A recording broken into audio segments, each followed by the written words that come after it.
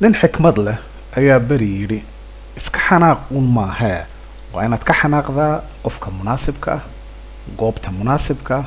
ood uga xanaaqdaa sababta munaasibka ah amal iyo axmed xikmaddaas may maqlin malaha sidaa daraaddeed kumay dhaqmin sidaa daraaddeed xanaaqoodu wuxuu u ekaa duufaano dabaylo wata oo markay dhammaadaan dhaawac iyo burbur fara badan reeba bal ka soo qaad xanaaqii ugu dambeeyey ee maalintii arbacadii lasoo dhaafay ay isku xanaaqeen amal iyo axmed waxaa casumay qoyska ay asxaabta yihiin ee reer jaamac oo ka kooban cambaro iyo ninkeeda jaamac intii qadada loo fadhiyey ayuu jaamac si darandoori ah u isticmaalayay ereyada xayaati macaanto iyo malab oo markaa ku tilmaamaya xaaskiisa cambaro mar walba oo uu jaamac ereyadaas cambaro uu ku yidhaahdo amal wejigeedu uu isbedelaya waxayna u jeedsanaysa axmed iyadoo filaysay inuu malab iyo xayaati uu ugu bedeli doono amal tan qallalan ee afkiisa ka soo baxaysay markay ereyadaas afka axmed ka soo bixi waayeen ayay amal hubkeedii cuslaa la soo baxday huruuf weji bedel iyo aamusnaan halkaasna waxaa ku burburay jawigii wanaagsanaa ee casuumadda mar kasta oo amal xanaaqeedu uu bato waxaa badanayay ereyada macaan iyo malab iyo xayaati ee jaamac uu cambaro ku odhanayay intaanan guriga la gaadhin ayuu khilaaf ba-an ka dhex qarxay axmed iyo amal ima jeclin ayay amal tidhi maxaa dhacay ayuu axmed weydiiyey miyaanad arkayn sida jaamac uu cambaro u jecel yahay oo xayaati iyo malab uu uga dharjiyey adna sida dhagixii ayaad amaltaa haysay reer baadiyeyahow ayay amal tidhi axmed wuxuu isku difaacay haye guriga markaan joogno waan kugu dhahaa ereyadaas waan kugu dhegdhegaa ubaxna waan kuu keenaa marmar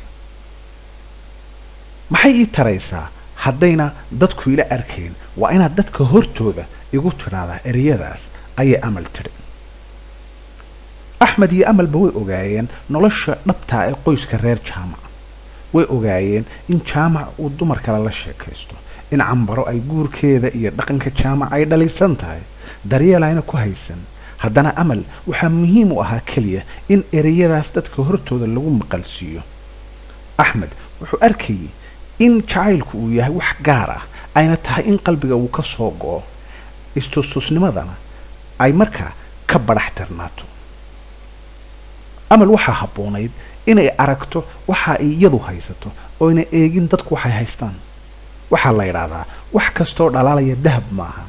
dhaqan kasta oo dadku ku aragto maaha micnihiisu inuu yahay mid jacayl salka ku haya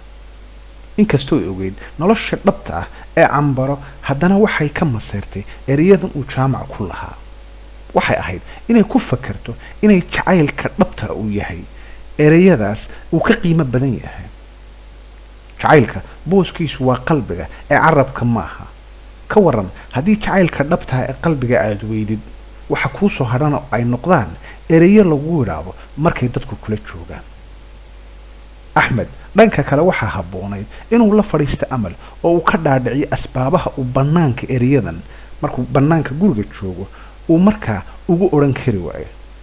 talo maxishood baa macarar uu istustuska ka cararaya miya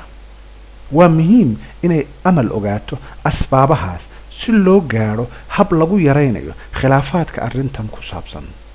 waa muhiim in la fahmo in dumarku ay mar walba jecel yihiin inay maqlaan in la jecel yahay ama marmarka gaar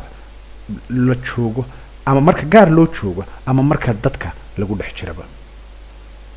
isku qiimee waxaad haysatid maaha waxaanad haysan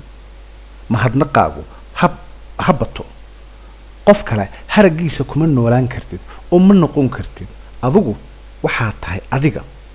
qofka aad haysatidna wuxuu yahay qofka aad haysatid ee qof kale ma noqon karo sidaa daraaddeed in aad ku qanacdid waaqaca aad haysatid aad isku daydid inaad hagaajisidna waa furaha guusha nolosha qoyska asalaamu calaykum warahmatullahi wabarakatu